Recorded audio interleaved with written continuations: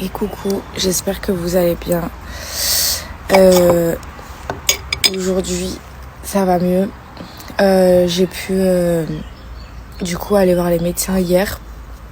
Donc on a vu l'ostéopathe et le pédiatre pour vous dire un petit peu les retours. Donc on soupçonne un reflux qui vient du coup de l'intérieur, des remontées acides qui la dérangent, qui la gênent fortement quand elle est allongée, ce qui explique qu'elle ne veut qu'elle ne veut pas être posée la journée et qu'elle veut être que au bras pour avoir cette gravité qui la soulage en fait, et des positions. C'est pour ça qu'elle est souvent sur le ventre et tout. Aussi, je sais plus ce qu'il y avait d'autre, mais on soupçonne une intolérance aux protéines de lait de vache. Et du coup, ce qu'il faudrait dire que je dois évincer tout produit à base de protéines de lait de vache de mon alimentation. Du coup, évincer vraiment toute protéine de lait de vache de mon alimentation, puisque étant donné que j'allaite, tout ce que je mange, elle le mange. Donc en fait, ça va être compliqué si c'est vraiment ça. On va le faire pendant une semaine, voire 10 jours.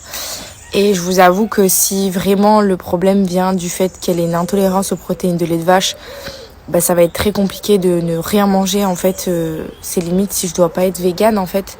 Et moi, le problème, c'est que je perds du poids à vue d'œil. Et que si je dois évincer plein d'aliments, je risque vraiment de perdre beaucoup de poids. Donc c'est vraiment pas évident en fait ce qui est en train de se passer. Je sais qu'il y a plein de mamans, je sais qu'il y a plein de parents qui sont passés par là. Et c'est pour ça que déjà je voulais vraiment vous remercier, parce que vous êtes vraiment hyper solidaires avec moi. Vous êtes tous de très bons conseils et vous faites votre maximum pour m'aider dans cette aventure. Je sais qu'il y a une solution à ce problème. Maintenant, reste juste à savoir quel est le problème. Pour l'instant, on ne sait pas vraiment. Si c'est des reflux, si c'est des remontées, on sait qu'il y a forcément des coliques.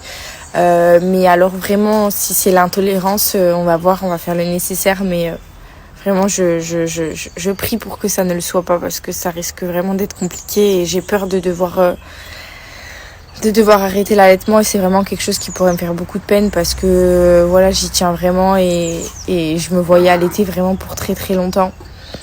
Donc c'est un petit peu compliqué et j'espère que ça va aller mieux. J'espère surtout pour elle, parce que de la voir dans ces états, ça me fait vraiment de la peine. Donc je vous tiendrai au courant s'il y a des avancées et si on arrive à savoir un petit peu ce que c'est.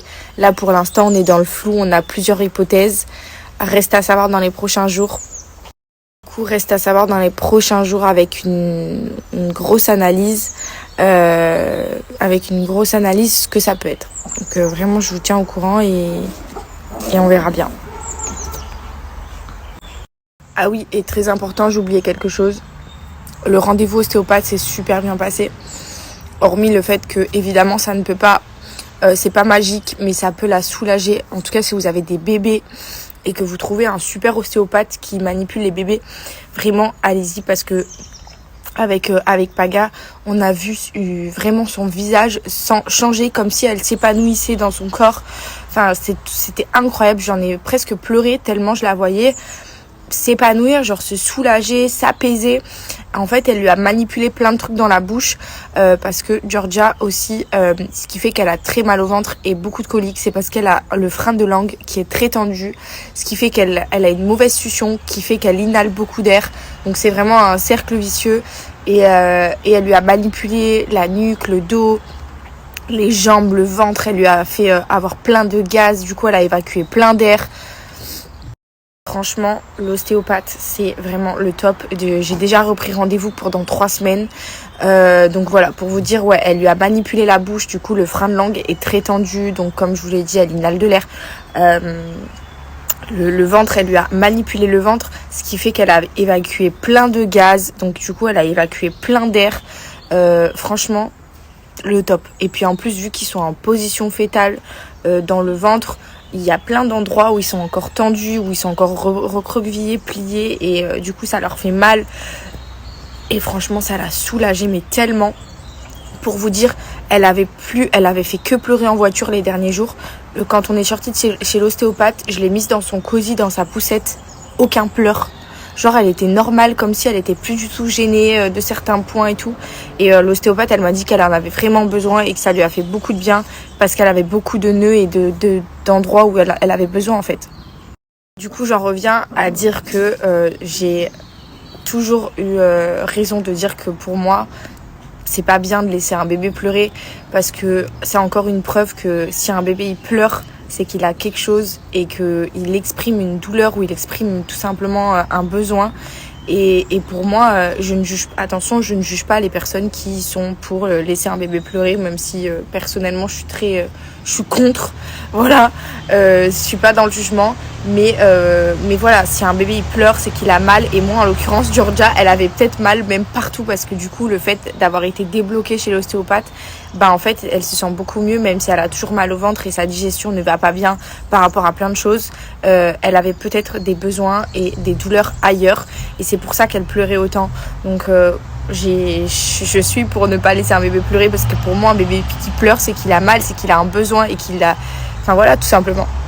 Au-delà du fait qu'elle pleure parce qu'elle peut avoir mal ou des douleurs, je sais qu'elle peut pleurer aussi parce qu'elle a besoin d'une certaine sécurité ou se sentir rassurée.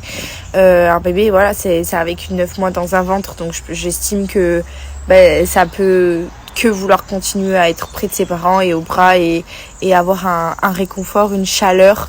Et voilà, moi de toute façon j'apporterai tout ça à notre fille le temps qu'il faudra, et si ça doit durer le temps que ça dure, et pour moi c'est pas un problème, parce qu'à partir du moment où j'ai décidé d'avoir un bébé et d'avoir un enfant, c'est que je suis capable d'assumer tout ce qu'il y a derrière. Du coup, le fait de peut-être sacrifier du temps, de l'énergie, du sommeil et tout ce qui va avec pour mon bébé, c'est pour ça que vraiment pour moi le plus important aujourd'hui c'est elle, c'est ma priorité, c'est qu'elle aille bien, qu'elle aille mieux.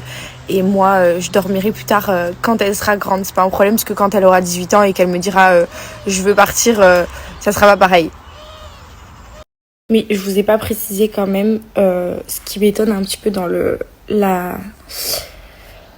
fait qu'elle puisse être intolérante aux protéines de lait de vache, c'est que je ne bois pas de lait, je ne mange pas de yaourt, je ne mange pas de crème fraîche et je cuisine à l'huile d'olive. Donc c'est vrai que je suis un petit peu dubitative par rapport à ça, et surtout que cette nuit elle a pleuré comme la nuit dernière, sauf que hier soir j'ai mangé une salade de melon, donc je me dis, si même là elle a une mauvaise digestion alors que je mange une salade, et qu'hier j'ai mangé aucun produit à base de lait de vache, en fait j'en mange même pratiquement pas du tout déjà de base, même si c'est occasionnel, je me dis ça serait dingue qu'elle puisse être aussi mal alors que j'en mange vraiment très peu, mais ça ne va pas empêcher que je vais quand même tout arrêter.